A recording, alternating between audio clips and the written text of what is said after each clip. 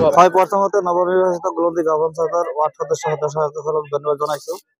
এই হিচাপতে আপোনালোক সাংবাদিক বন্ধুসকলকো ধন্যবাদ জনাইছো। তাৰ লগতে ধন্যবাদ জনাইছো আমাৰ দলগাঁও সমষ্টিৰ বলিষ্ঠ বিধায়ক আলহাজ মুজিবুৰ ৰহমান ডাঙৰীয়ালৈ।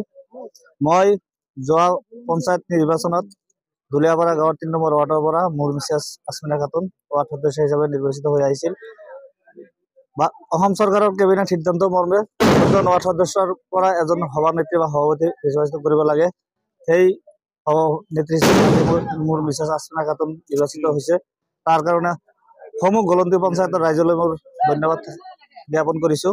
তাৰ লগতে মই বিশেষ একো নকওঁ যে গলন্দি গাঁও পঞ্চায়তৰ সাৰ্বজনীন উন্নয়নৰ স্বাৰ্থত ৰাইজৰ লগত ৰাইজৰ আপদে বিপদে যাতে ইহঁতৰ লগত থাকিব পাৰোঁ, এইটোৱে মোৰ উদ্দেশ্য।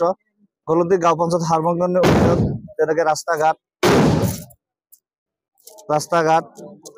সাৰ্বজনীন উন্নয়নত আৰু যিখিনি কৰিব লগা কাম আছে সেইখিনি মই কৰিবলৈ প্ৰস্তুত আছোঁ।